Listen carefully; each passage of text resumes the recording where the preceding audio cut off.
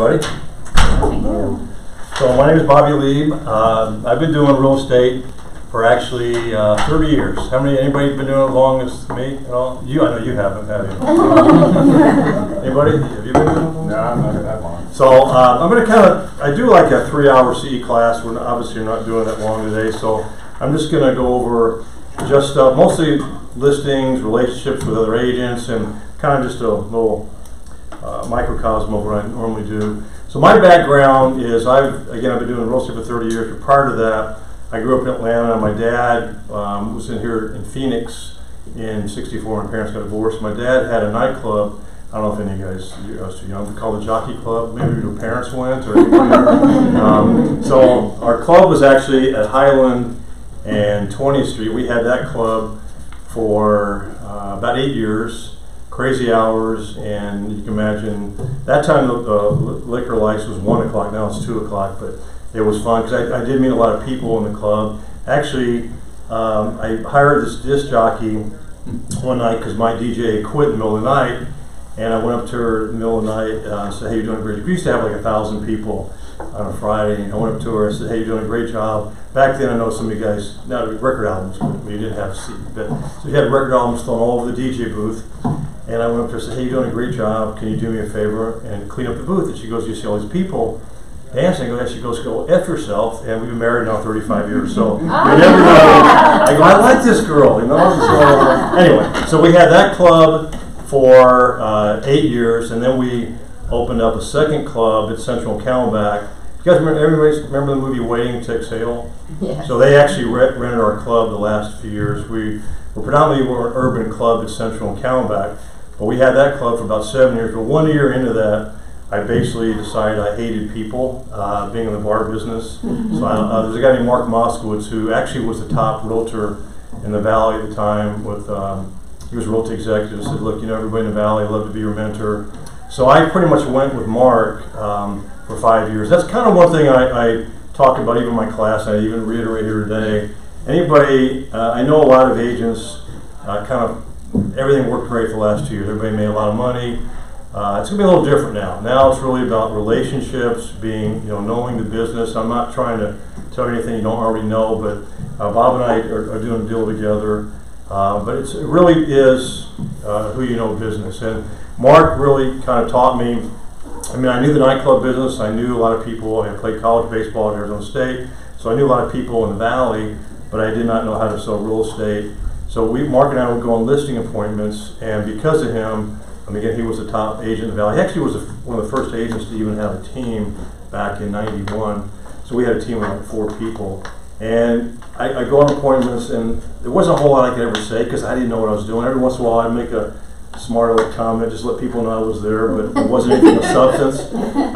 But Mark, and what he would do, you go on a listing appointment, he got the listing, he would go bye-bye because we had 4 partners, and I had to learn how to do everything. And it was hard, it's kind of neat being thrown into it, but also it's like, I don't really, so I just made sure I would ask a lot of questions.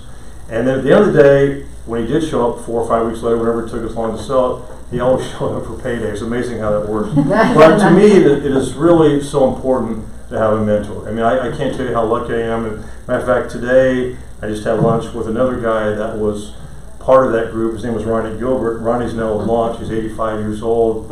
And the best mentor I could ever have. Because Mark, a great guy, he taught me how to sell. But Mark's deal as a partner, the main guy, it was all about how much money he would make. And not that he didn't care about me, but he really didn't care about me. He cared about how much he'd make. So Ronnie was just the opposite, even though he was not an equal partner, but he was the same thing I was. He really cared about me. I could always call him even 30 years later. I've been doing this for a long time. I still, we have great brokers, people we can call, but it's always nice to have, come on, you haven't missed anything. But he always would, I could always call him and know, hey, here's a situation, what do you think? Because there's this thing, come on in, Johnny. You've heard it before anyway. So. Are you new? I am new, yes. I couldn't make up my mind which that didn't happen just now, the interview. But having Ronnie as a fight with a home. A realty executive. I forgot which company I'm with. But but at the end of the day, having a mentor that even once you leave that group, that you can always rely and call them beside your broker is huge. And I'm just blessed that Ronnie still, hey, look, here's the deal. This is what you should be doing, not doing. And I feel bad, anybody that's been doing the business for a short period of time, if you don't have a mentor or somebody you can call, I think that really is kind of a tough deal. So that's kind of my part of the deal. So here's something that I always talk about when I do my C class. I hate January 1st, not because of our business that I'm a big drinker, because I'm really not, but everything starts at zero besides your life at midnight the next day. By 12:01, all your stats from the previous year are back to zero. All your sales are zero, your commissions are zero. So while my wife is crashing, I'm like, okay, I'm trying to figure out whatever worked last year, worked the year before. I got to do something different. I got to figure out what my plan is going to be. So I don't always rely. I mean, fortunate enough, last year I sold. Last 2 years I actually sold 110 homes by myself, and last year I did 94 million by myself. So I have my former DJ as my working with me together. So it's kind of interesting having your wife back, and now she's been licensed now for 2 years. And she's telling me what I'm doing wrong. I'm doing verbal deals. I'm like Bob, and she goes, "You can't do that, but I also want to stay married." And she goes, "Well, we worked together 30 years ago." I go, "We may have been partying a little bit too 30 years ago, but it's great to have somebody else help me. I have an assistant, which I always would tell you if you have the ability to do it. I have an assistant that I don't have any partners, but I have an assistant with me for 22 years. So she does all of my escrows. Again, we had 118 sales last year actually, and she's just phenomenal worker. But if you're going to have an assistant like that, you got to pay him. So, but I chose not to have a partner because I don't really work too well with others, and I tried that. But plus, after you've been with a team, and part of it's not that I don't work well with others. I find that I have my daughter working for me for about 2 years, phenomenal, because she's now 30. Could not have been great. I want to have a young person work with me. But when your daughter tells you, "Hey Dad, I'm going to go out with my sorority sisters on a Friday and I need her on a Saturday, and I'm going to get drunk and I'm not going to come to work for you," I'm looking at my wife, goes, "I told you so." And then again it happens. I go, "You know what, it's just better. I want to stay married and keep my daughter." So I just felt like it's just easier. Plus, I'm also fortunate that I do a lot of my sales in North Central, just kind of a smaller area, so I can kind of focus. I do also PV, but that's kind of what makes it. But the whole thing about the first, I'm thinking, okay, what am I going to do different this year? And I turn, just to piss myself off, I look at my sales for 2022 and it's zero because it's the first thing. So that just fires me up. It gets me, okay, I'm gonna send emails out to all the people they've been ignoring me, and you'd be surprised sometimes, even on January 1st. There's other people that aren't hung over that will communicate with you, and they're really surprised that you do contact them. So that's kind of what my deal on the first. Here's the thing I really I changed. Like I did this deal. Actually, Bill Gray. You guys all know Bill Gray. Yeah. Bill Gray helped me write this class for me, and I've been doing it now for probably about 3 or 4 years. I do it at our company that we do, and you guys are always welcome to come to that.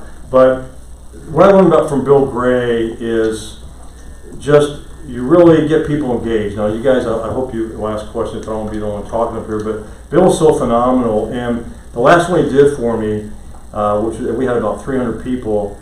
This guy's been doing this for well over 30 years. He's in Arizona School of Real Estate.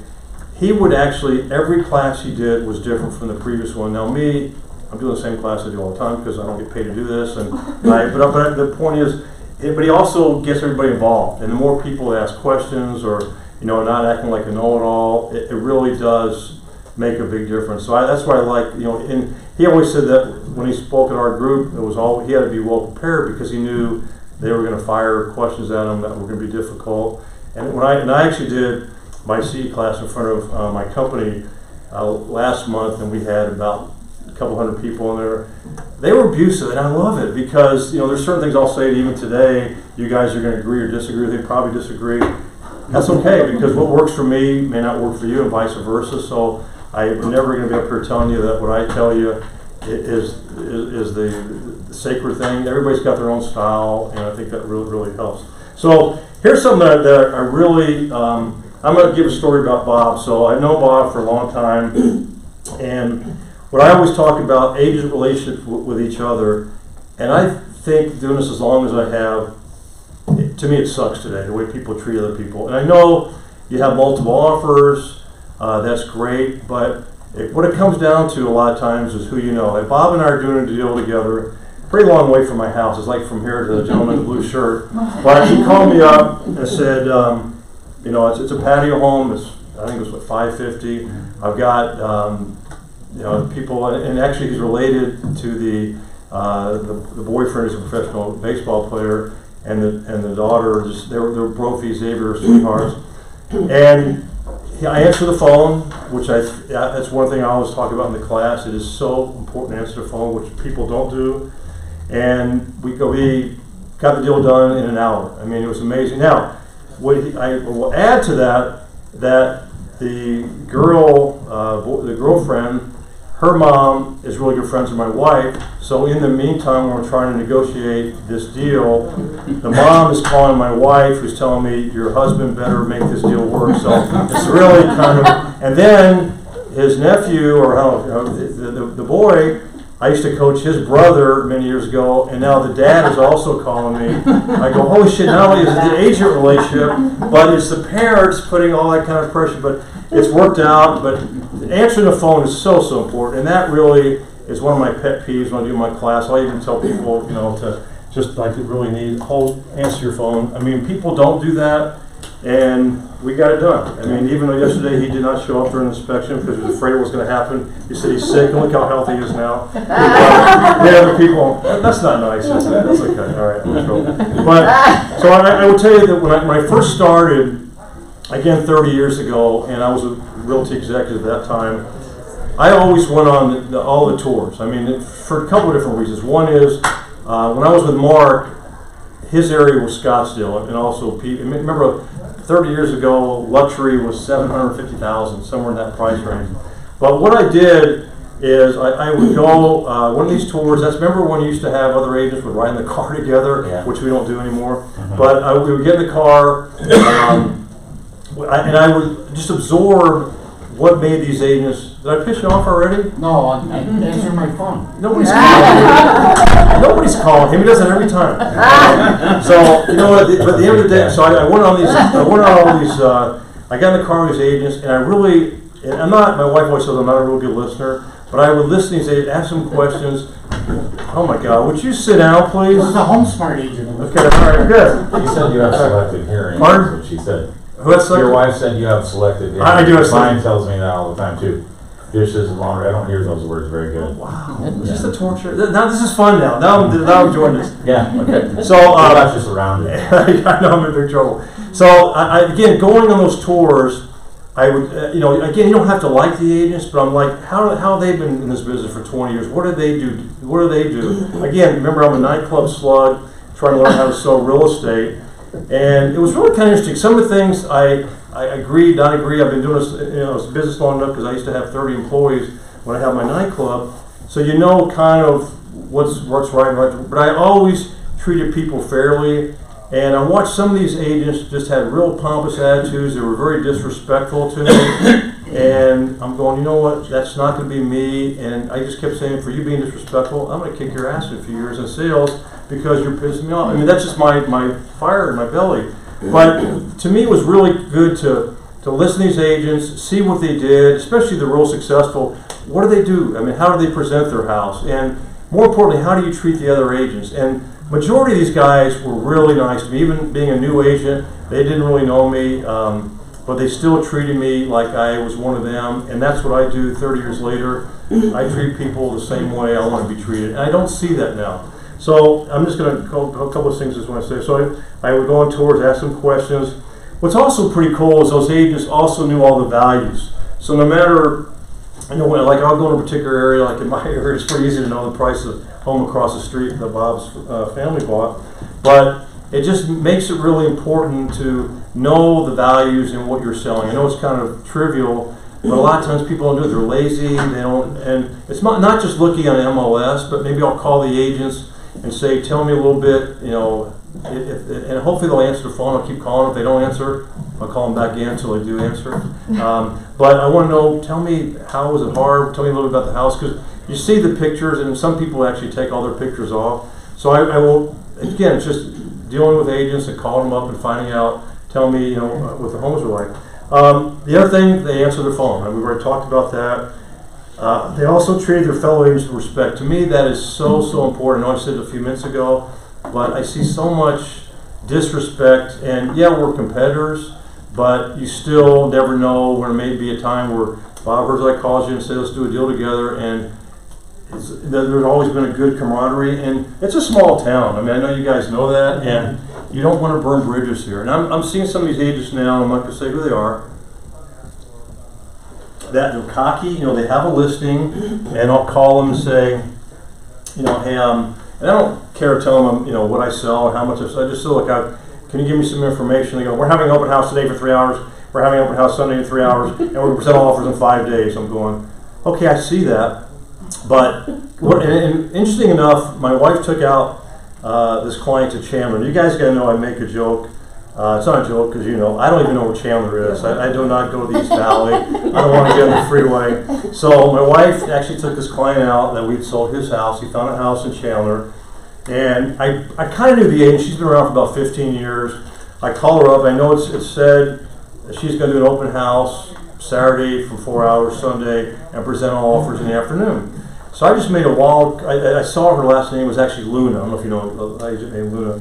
Could not be nicer. So I knew Luna, Donna Luna from my nightclub days. I just threw something out. I didn't know that. And she goes, well, that person could be married, I'm married to Luna, it may be my husband's family. So now we kind of like broke through the ice and not just an agent trying, and I said, well, let me ask you a question.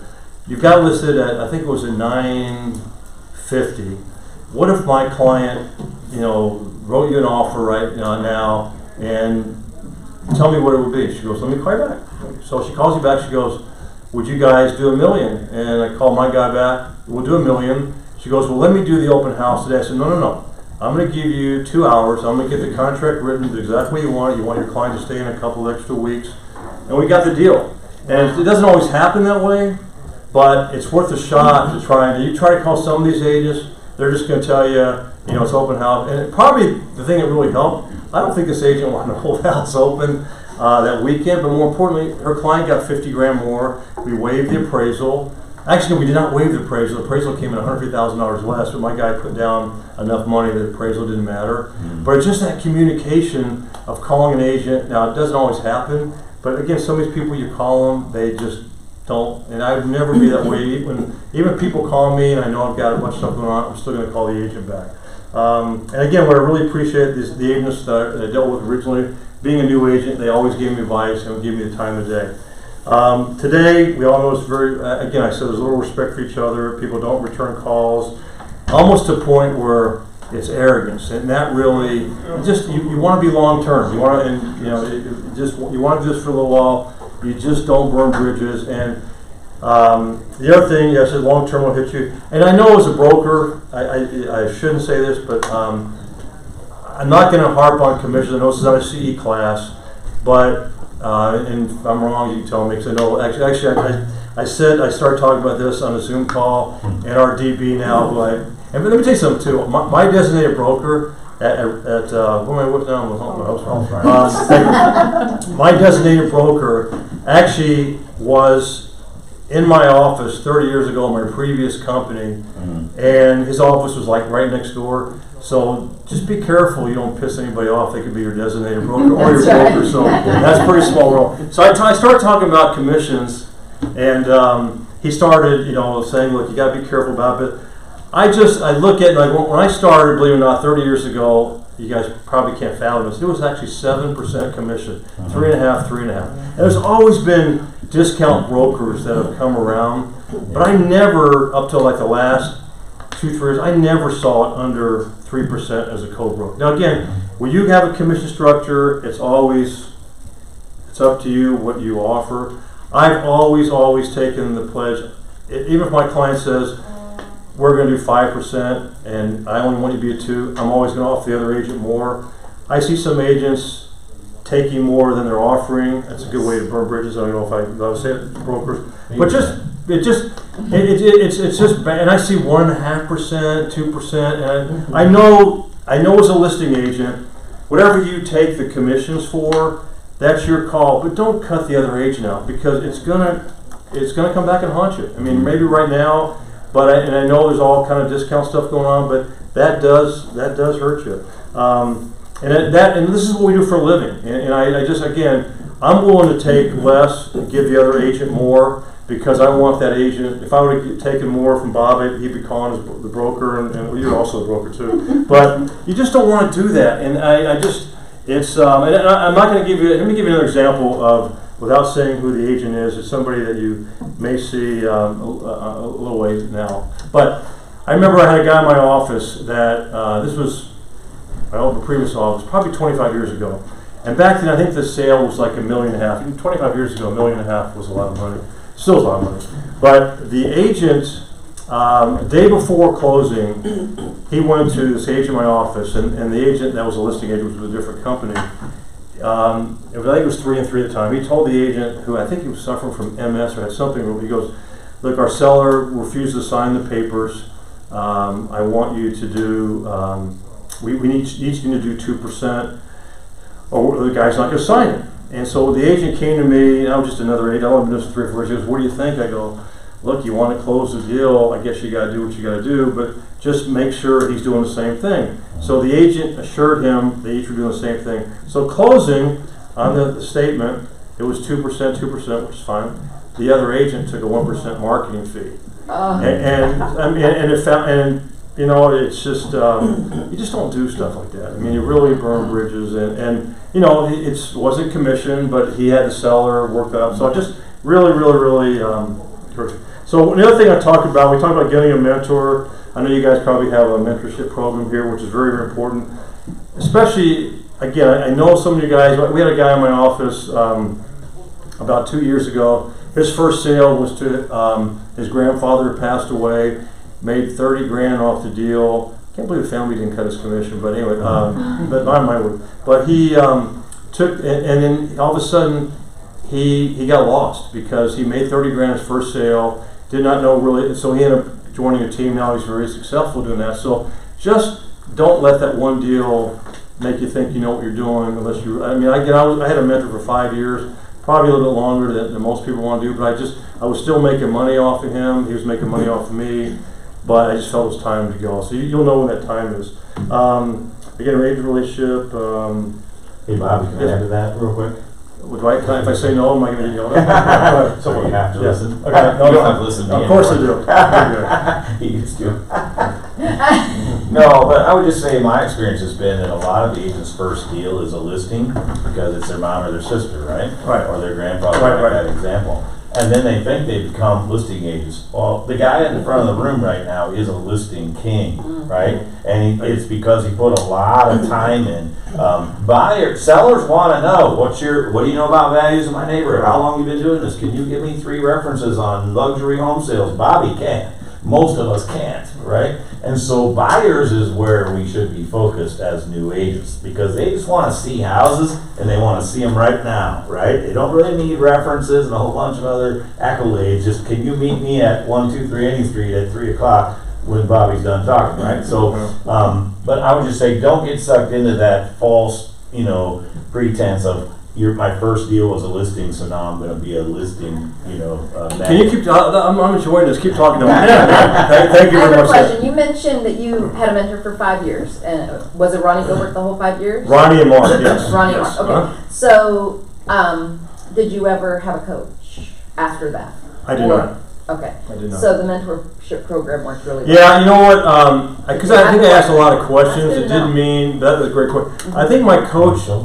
I think my coach really, because Mark was great, but Ronnie was always there. So I really consider Ronnie my coach, even because I was at the previous company for 18 years, and I've been with my company here now for 11.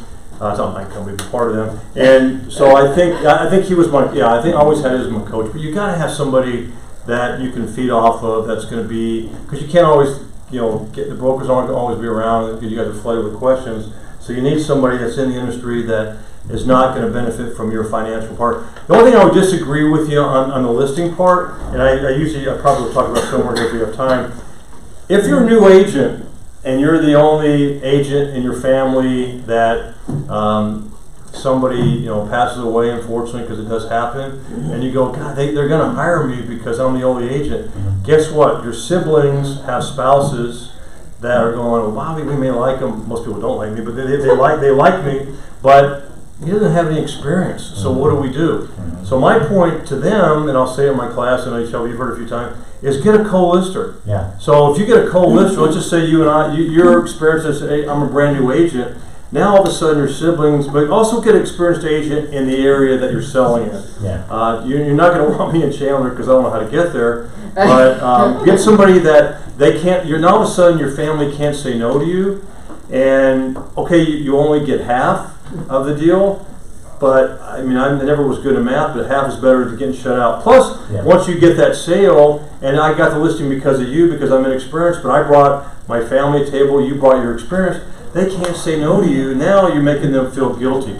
So, and then all of a sudden you can take that sale, like Julie Morris is an agent in our company, and here's a prime example, is that I do a lot of divorce work. I've never been divorced. But I do a lot as a special master, where the courts hire you for expertise and stuff. So I got a listing. This was in Mesa, which again I know it's somewhere near Chandler. Any of you guys Mesa, Chandler? I'm insulting you now. Gilbert. Okay, Gilbert's the same thing. Okay, sorry. I do have a listing in Gilbert now too. I went there one time. It was enough. But again, I went out to Mesa. It was $1.5 million sale. As a professional baseball player. The courts, the judges hired me, the attorneys hired me.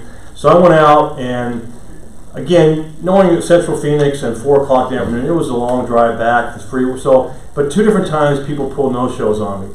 So what I ended up doing, I found out who the best agent in our company, because you really want to hire somebody in your own company just for E&O and insurance sakes. Hired her to co-list. I said, here's my deal. It's $1.5 million deal. It's 3% commission. You and I each get 1.5. I'm never coming back to this house again. But here's what you're going to do. It's your sign. Obviously, I'm on the listing as a second agent. But when you sell the house, you get the benefits of saying that you were the. God forbid somebody calls me again to come back to Mesa or Chandler or Gilbert. Sorry, but I'm not the person for that. I don't know anything in that area. And so at the end of the day, I think I ended up. It was $40,000 commission. She got 20. I got 20. But she got the benefit of that sale. And it's like, why am I going out here knowing I don't know what I'm doing out here? I don't know any comps out here. And the only reason I got it was because of the courts. A regular seller wouldn't have hired me. So don't be afraid to co-list. I mean, I would say that I used to do that with Mark all the time, because there was even a few years removed from Ronnie and Mark, there was a house in Biltmore that these guys had me come in a listing appointment. That was a $5.5 million deal. And I knew the competition I was going against. It was a cursory saying, hey, come in, Bobby, we want to interview. I didn't have a prayer. I brought Ronnie Gilbert as my co-lister. We got the deal, and we got the sale done. I never would have gotten that, because when you're going against the experts in a particular area or price range, so co-list. I mean, you get the advantage. Now I can say, I wouldn't have gotten with Ronnie, but he wouldn't have gotten without me, and same thing with a family member. It's just think out of the box sometimes, like, okay, I want 100% of it, but you also want something out of it. So that's something I would tell you. Well, taking that one step further, you're in a role here, aren't you? Yeah, for the newest person here. You're the new person, right? Yes, I actually was in your class one time. Oh, you were? Oh, How'd he do? It's so something. No, I'm just kidding. There we go. I like that. No, you did great. What I would say is, I wasn't saying before, don't take the listing. Certainly take the listing, and like Bobby's saying, co-list, but also mentorship, right? We have a mentorship program. I've been a mentor for a long time. I was at Home Smart as well.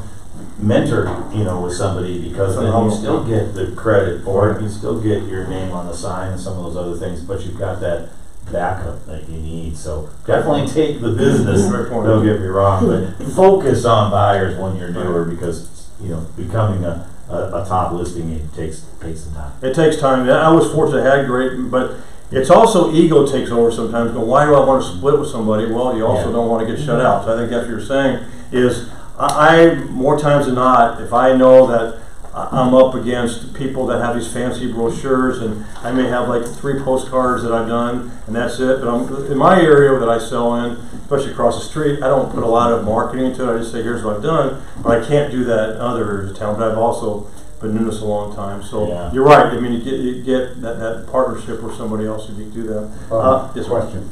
Are you going to be any easier than this? No, this is softball for me. Okay, softball, okay. Yeah. So you know, a lot of agents, they get to a certain level of success. They get up to 20, 25 homes a year, and what's the first thing they think? Got to start a team, right? I got to leverage this thing and grow this team so I can, you know.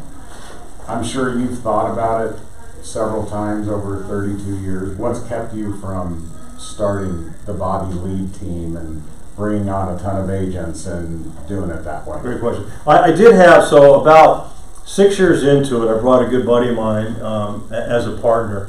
I'm not a partner, but as a sort of team, because I thought, okay, now I'm going to do that.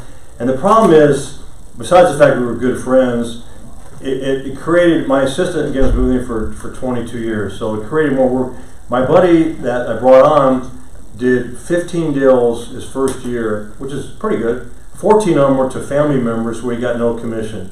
And that started to become, because he was in the car business, knew a lot of people, and it just became too much work for my assistant. I could just see she was getting bogged down because now having 2 people to listen to, and I basically got rid of them. I just said I didn't need it.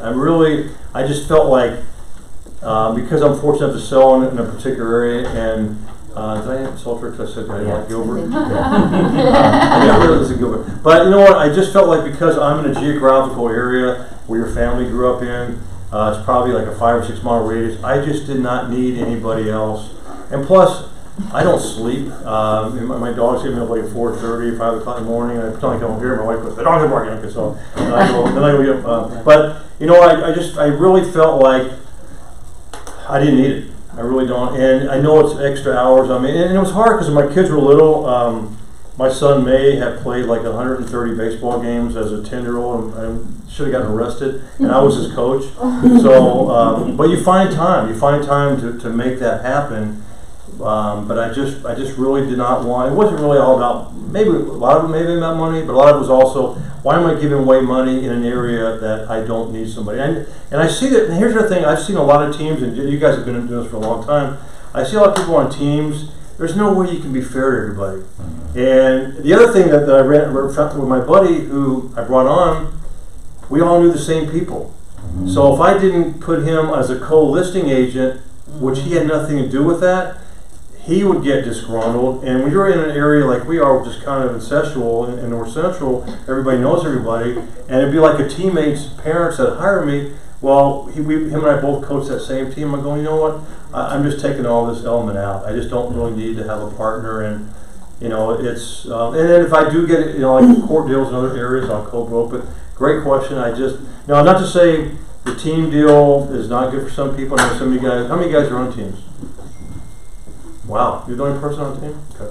So are you saying that your business consists of you, your wife, and an assistant? She runs a team. I'm saying yes. Okay. Actually, up till the last 2 years, That's amazing. I've been selling 100 homes a year for the last 11 years by myself. Yeah. So It's who great. does the buyers? Your wife? No, she wasn't. She's only been with me for 2 years. I mean, she's been with me for 35 years, but 2 years. You know what I would do? Great question. I would. If the buyers were in the, like, if it's a seller that's buying a house, I'll take them out. But if they're staying in my hood, again, when you say buyers, again, I'm talking a 5 mile radius. If it's outside of an area, then I would refer to people like Julie that are in that different area. But at the time, and Matt Whittle's always asking the same question, so you're giving up a lot of business by doing that. I just, you know, but if it's a buyer I know, but the problem I find with buyers at the time, some buyers, maybe I'm selfish, but if they're not ready to buy today, I don't want to take them out because I've done that long enough. I mean, if somebody's coming in from out of state, like somebody refers me to somebody, and they are not sure if they want to buy in this area, they want to go to Tempe or Scottsdale, I've been doing this long enough that I can refer it out to somebody. But if it's in our own hood, and again, if it's a seller that I've just did a deal with, then I would take that. You have a Yes. team. Your team is me, myself, and I. Well, my wife is now. My wife is now. But I do have some guys in our company that I will refer to when I have to go more than 5 miles from where I live. So yes, ma'am.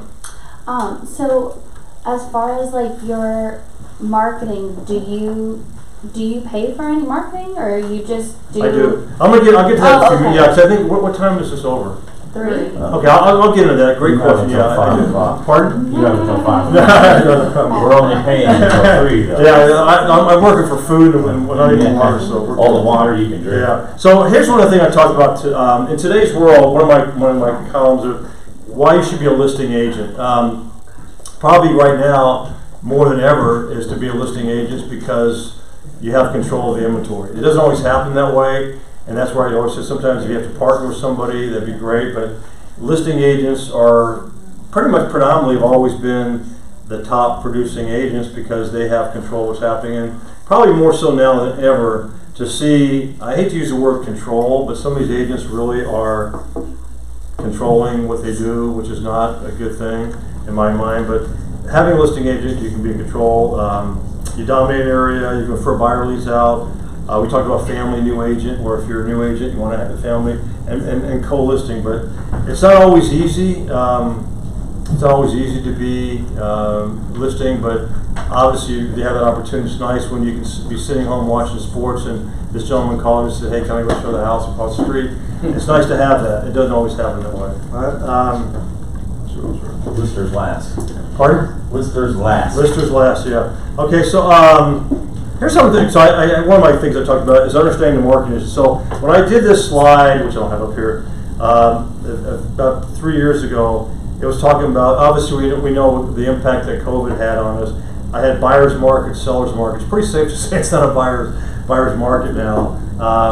But again, this is where the relationship with the agents really comes important. And I know there's agents here that are really good friends of mine that even they do the holding the deals for 2 or 3 days.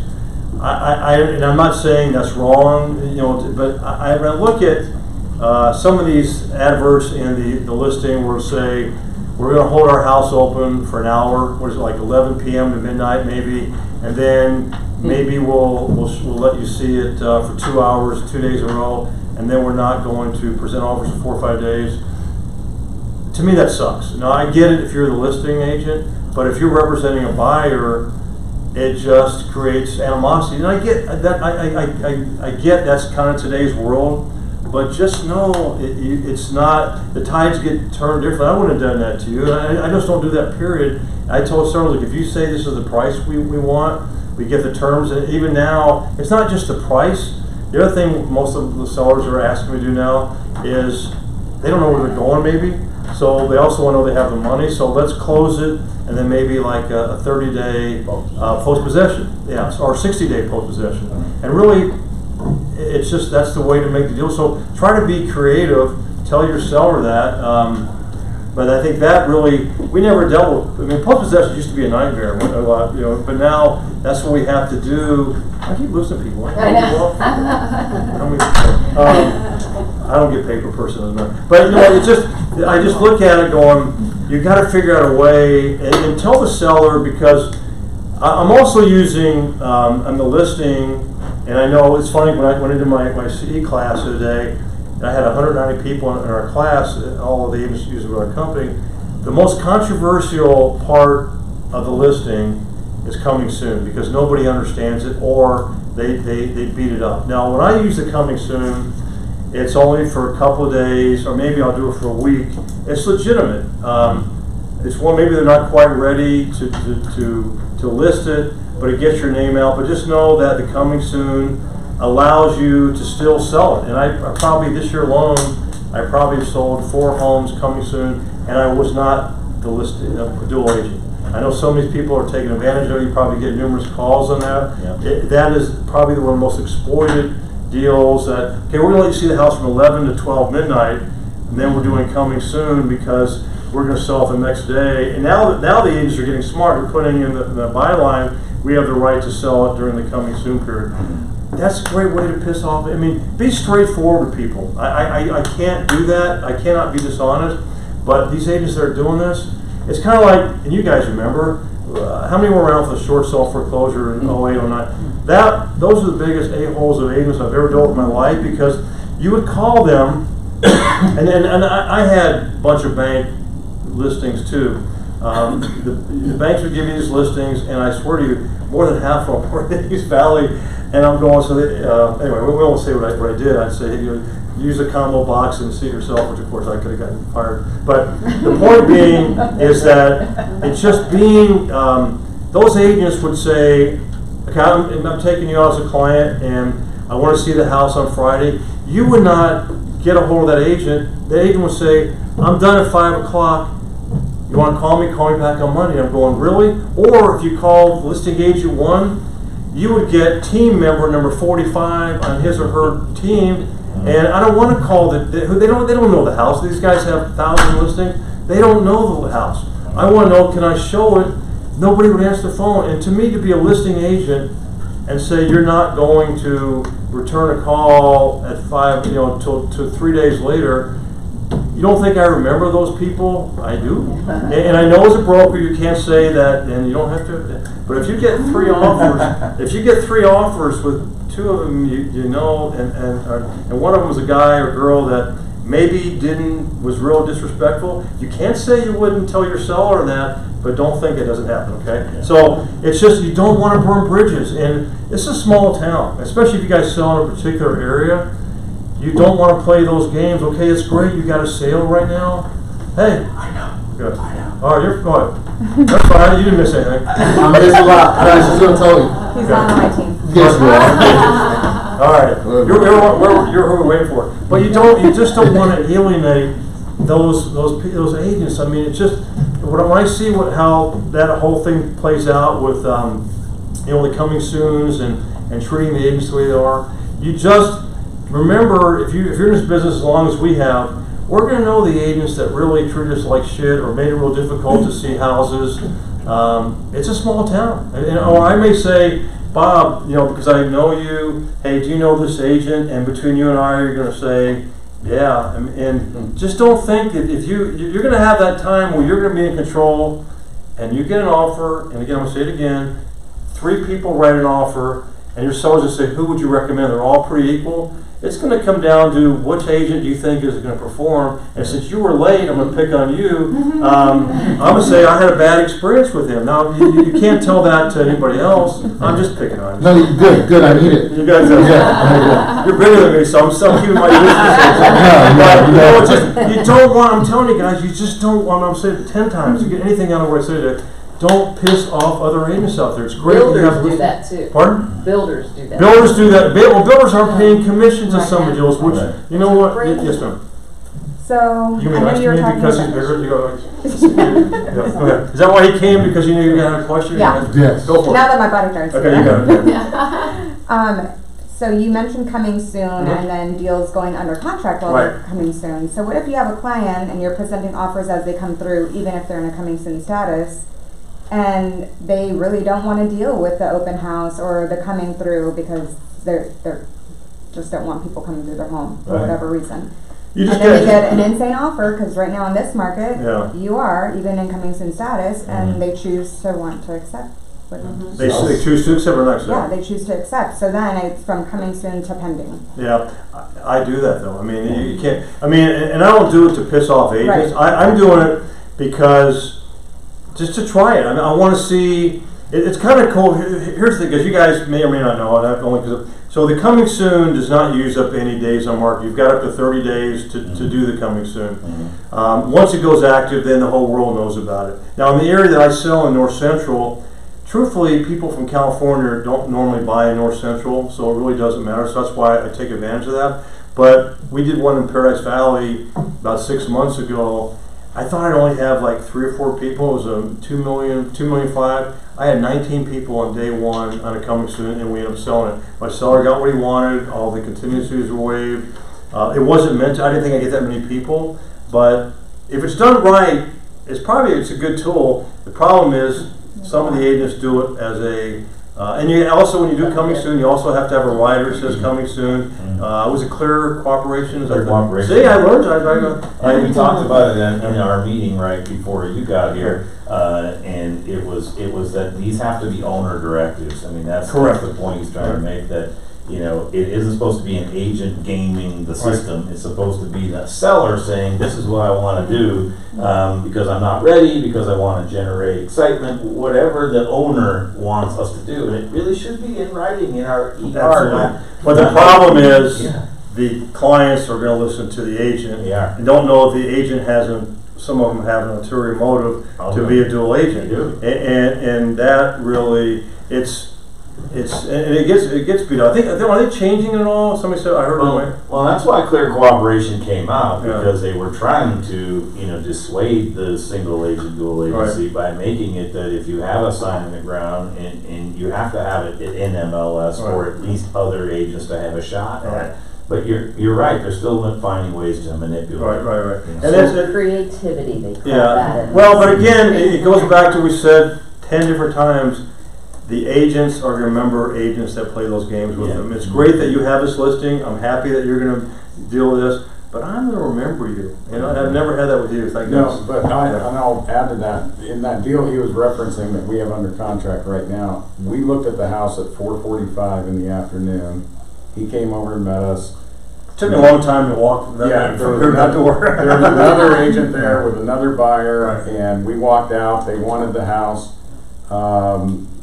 I called about 6:45, and he called me. What did your buyers think? Which is what a good listing agent does.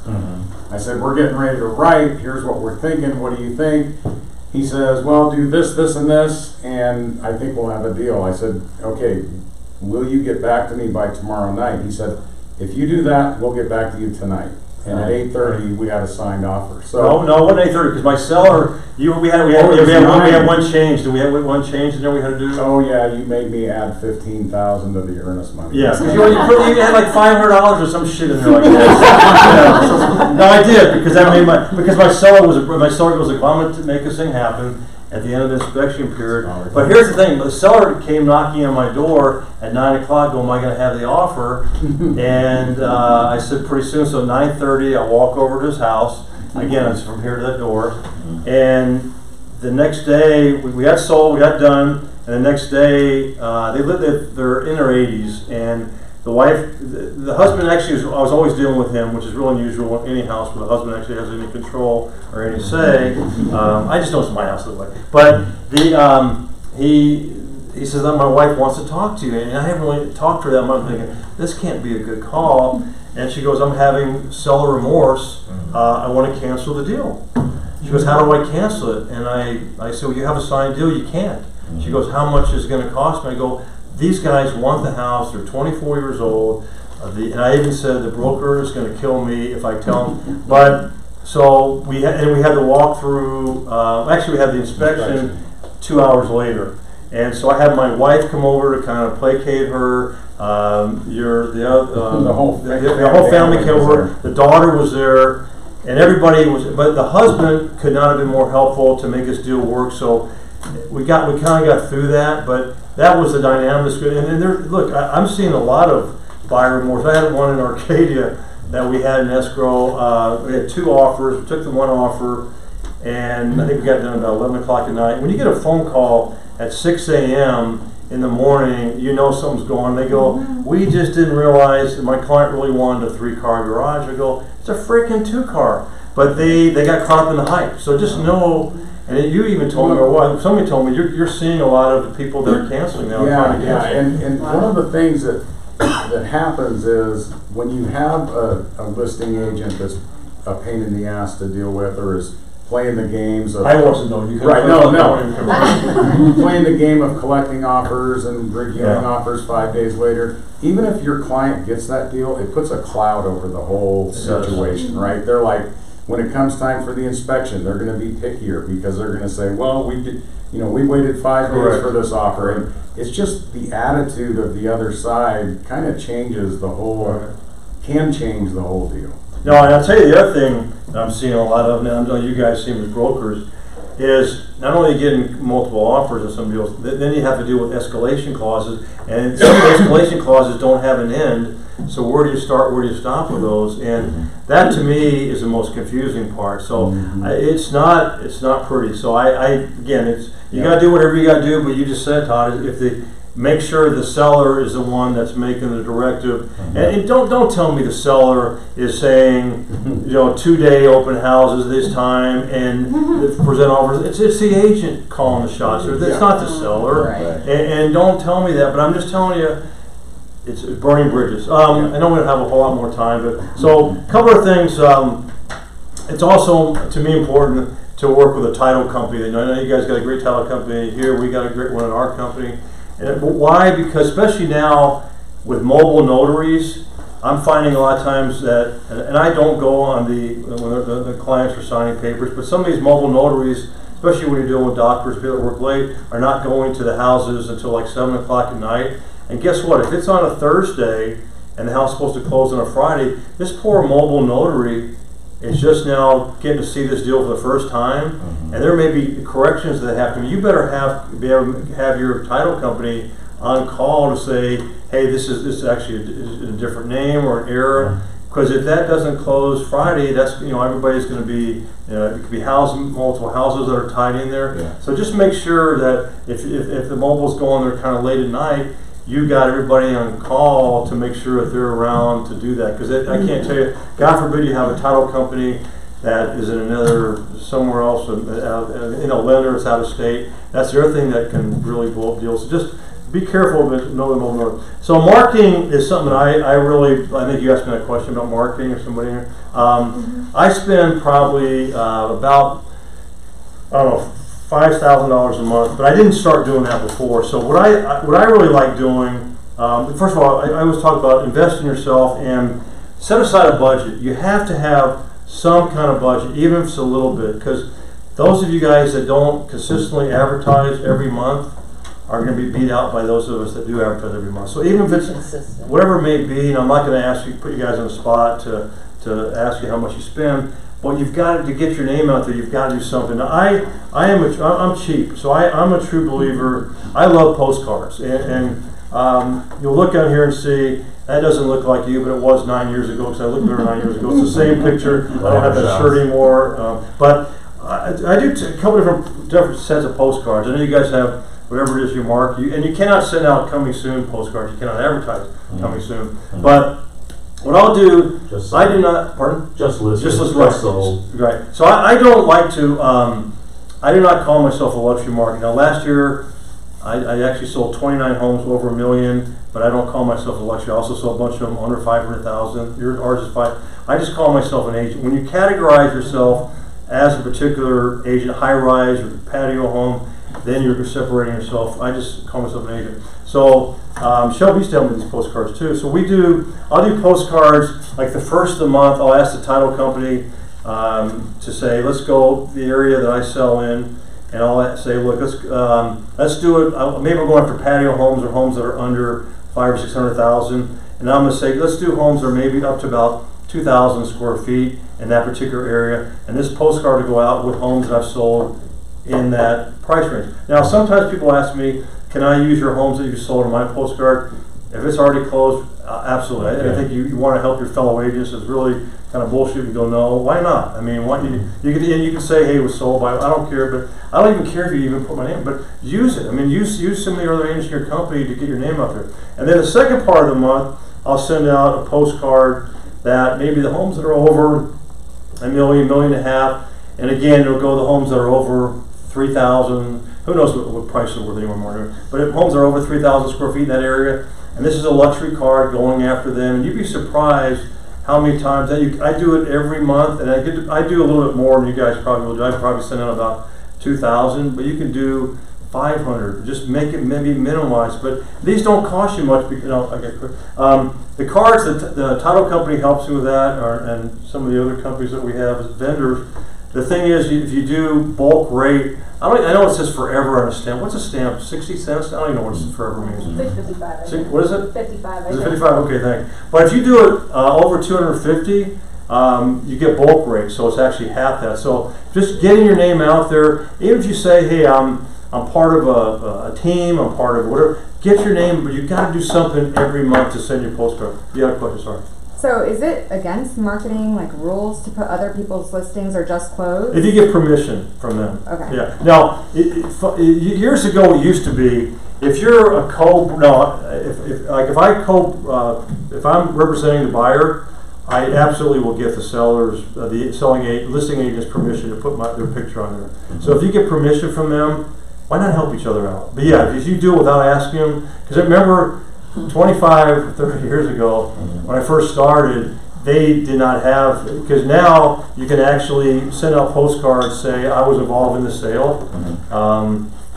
But you couldn't do that 30 years ago. You had to get permission from the agent to do that. So, but I always will call, if I'm going to use their picture, if I just say, hey, maybe in my listing, I'll say I sold, say 123 East Circle Road. I did sell it, even though maybe I would represent the buyer. Either side. But either side. But if you're going to do a picture, you always want to ask the agent. And there's no reason for an agent to say, why not? Why can't? But some may do that. And also, I'll do sell pending cards, and I always have professional flyers. I can't tell you, and I know we don't have a whole lot of time, but spend money on flyers. I mean, I think when I do my houses, no matter what the price range, I'll spend probably on a flyer, and sometimes I'll even do drones. Maybe $250. That's all it is. If I see people do their own pictures, I don't even know how to use my camera phone. People know. I'm AOL, by the way. Anybody else AOL in here? Am I the only one? Part your dad? You know what? I deserve it. I have no problem. Shelby knows I have. But wow, that's a weird world. You guys are meeting here in my home group. But I still come back over here. So get a professional, and yes, you put AOL in it too, but get a professional flyer. Don't do your own pictures. It's stupid, because when you do open houses or any marketing you do, if you go to an appointment, you want to have a professional flyer. It's so inexpensive to do it, because even when you do an open house, people may say, "God, that's a great." Maybe they don't want to buy the house you're in, but they want to know, "Hey, what are the comps in this area? What do you know about this area?" But they want to see professionals. Spend the money. It's worth it, especially in the day you'll give the commission if you want to just pass it out and show. I have a question. Yes, sir. What is the conversion rate on the posters? Do you get callbacks? The cost of the stamps? Yeah, like the rate. It's half. It's half. Conversion rate, yeah. So bulk, I think it's half. So if it's 55 cents, it's probably 27, 28 cents. Are you getting any calls back? Oh, I'm sorry. Thank you for helping. Sorry, I thought you meant the cost. You know what? It's consistency. So I don't probably get it after the first time I do it. But you'd be surprised, because I've been doing it now in my area probably for about 15 years. And now, I would tell you, in this marketplace, I'm even amping up more. Even though I've been doing this for 30 years, people forget you. There's not a lot of loyalty. I mean, when my kids went to a certain school, private school or maybe, I was a star realtor for 4 years. As soon as I left, another star realtor came in. There's not loyalty in there, so you've got to keep doing it. So appreciate you asking the question. I think it's just over time. I know people. I remember when I started. I brought everybody over from our other group, and we were the new company I'm at the past 11 years. We did Homes and Land magazine. Homes and Land did nothing for me, but my previous company had like 25 pages in there. So when I came to my new company 11 years ago, I said, guys, we need to have a presence in Homes and Land magazine. And a whole page is like $780, so it's $130 to have your picture on there. Nobody ever calls you, but it makes your sellers happy that you do that. Mm-hmm. And so I had probably maybe 45 agents start off doing the ads. By the third month, it was down to 3 of us. They go, nobody's calling us. You got to keep doing it, because nobody's calling you. You stop, it benefits me and the rest of you guys that advertise. So be consistent. So, but it's also a combination of a bunch of things. I'll tell you, let me skip through here, because that was a great question you asked. He also has a space on a bus stop, so. Yeah, I'll get to that. Yeah. Well, yes, the bus stop, and actually it's the same picture that was 9 years ago. So let me. So yeah. So here's what I'll tell you. So talking about. Maybe it's going to be the last thing we have time, but I do a lot of things that have worked. I also do a lot of things that haven't worked. You've got to do something. I don't care what it is, how you advertise, how you market yourself, even if it's your dad's AOL.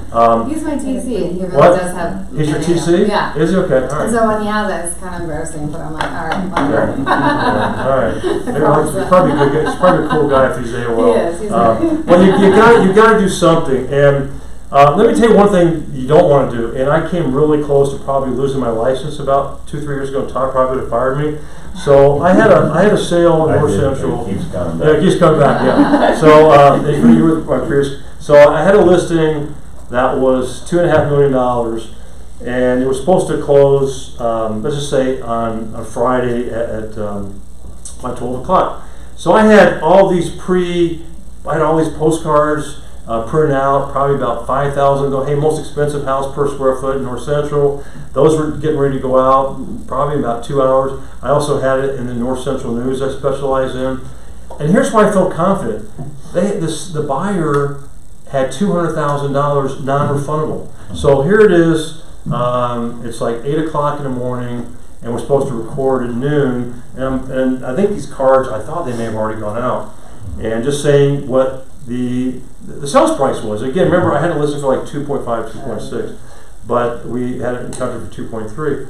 At 8 o'clock, the agent calls me. The buyer is going to cancel, and with $200,000 non-refundable. And my first reaction is, oh shit, because I'm thinking to myself, these postcards are getting ready to go out with the price that it's sold at, which is $100,000 less than list price, which. Would I have been in trouble? Yeah, that's a fiduciary duty violation to the seller.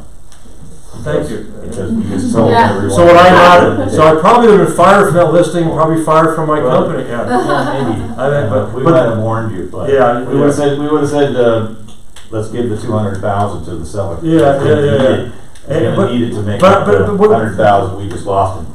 Good point. But wouldn't you feel confident that there's $200,000 non-refundable? This was like 2 years ago. And literally, you're kidding, are you? No, I'm not kidding. So, so I had all this advertising getting ready to go out, and I called my sister. I go, Kathy. She goes, it's not going out until 2 o'clock.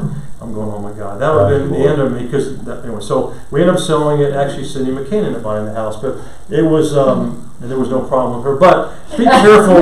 Be careful that you don't send out stuff until you know the house is closed. Right. So here's a couple things I used to have a profile on Zillow about 8 or 9 years ago, and because I mentioned to you, I know you just came in, I did do a lot of divorce work. So when you do divorces, one spouse loves you, one hates your guts, and you're doing what the courts hired you to do. Right. So this particular case, we sold the house, and it was ugly. The wife was in the house with 2 kids. So basically, I'm just doing what I was hired to do by the court. And so after closing, her revenge on me was she posted on Zillow that I was a total a-hole, which you probably know him anyway. And now it's on Zillow saying he threw me out on the street and my kids. So if you're a consumer, that's really not the best endorsement as a realtor to have on your profile. So I called Zillow and I said, hey, can we somehow get this off the deal? And Zillow goes, we can't do it. And I was paying like $800 a month to have a profile on Zillow, which I canceled right away. And so their comment is, you need to find enough people to say something nice about you, which is very hard to do. And so my comment would be like let's just say you go eat at a restaurant and you see 19 people say best meal you ever had.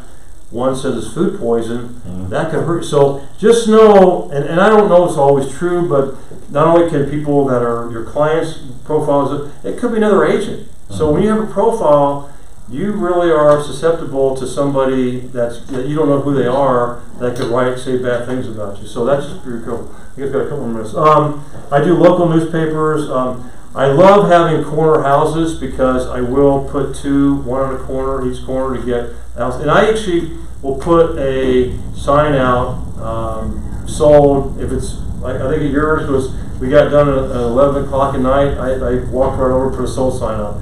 So I know some people say, why do you do that? Because you're basically eliminating calls that you maybe get other leads and stuff. Because to me, having that sold sign gets me more mileage than the calls where people will say, tell me about your house, what's the price of your house, and blah, blah, blah. You give them like 5 minutes and they go, when you told them the price, it was too high. So to me, I get more mileage because people are coming through your neighborhood and they see a sold sign. I have more chance of getting another listing than I would people calling me up and asking me questions about. So, again, it's up to you to do that. Some people want that extra call, but I feel I get more mileage out of it. I used to do sports magnets when sports teams had regular schedules. They weren't on strike and it wasn't COVID. I mean, I had baseball, football, and basketball. I grew up in Atlanta, so did not have soccer. But the magnets are also pretty good. They're like 55 cents a piece. I use Magnolite.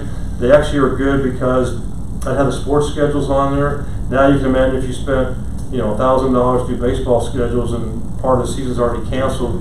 But those I have in various stores, so those are pretty good. I would also, would mail those out with the letter saying, hey guys, I'm listing a house in your area. I sometimes would use the magnet in a mail out. So just another marketing tool. And sometimes, when you go in people's houses, if I used to see another agent's magnet up, I may have taken it down. No, I'm just kidding. But I would never do, there's certain areas, I would never advertise the grocery store carts. I mean, people will call you on that. I don't know. That to me is, but you got to do something. I do have a bus stop, so I have a bus stop in Central and Glendale. My wife used to be with Radio Arizona Kids Magazine, previously my DJ, but now she's working together. But a friend of ours called, what's the girl's name? She used to be with Walt Danley. But anyway, her daughter, graduated my daughter, Xavier, and said, Miss Lee, would you guys be interested in advertising, doing a bus stop? My wife said no, but my husband would do it. So I committed for 3 months, and 6.5 years later, I'm still doing it. Same picture, but you'd be surprised how many people, it's just doing different forms of advertising. People probably give me the bird when they drive by, that people draw, but they see it. So doing something else, a couple of things is, besides the local Little League team, so I played college baseball, so I always thought it was real important to have my name on the back of the kids, especially when I was playing Mark's team. One of the running jokes is that Mark is your stepfather, right? Right. So I used to coach against his stepfather, who was a total a-hole, but so was I. And so he coached his kids. So when his nephew, so it's your nephew, stepbrother comes in. I said, I just want you to know your dad's an a-hole, but I was an a-hole because our kids maybe were like 10 or 11, and we bitched everything because we hate to lose. We hate that, it's just the competitor in us. We won a lot of times against it, but it was still fun. and then so the kid came in. Now the stepson is 6'5" and kicked my ass, so advertise on your local teams. When they have the fences up, it's just cheap advertising. Realtor Troy talked about dealing with others. What else?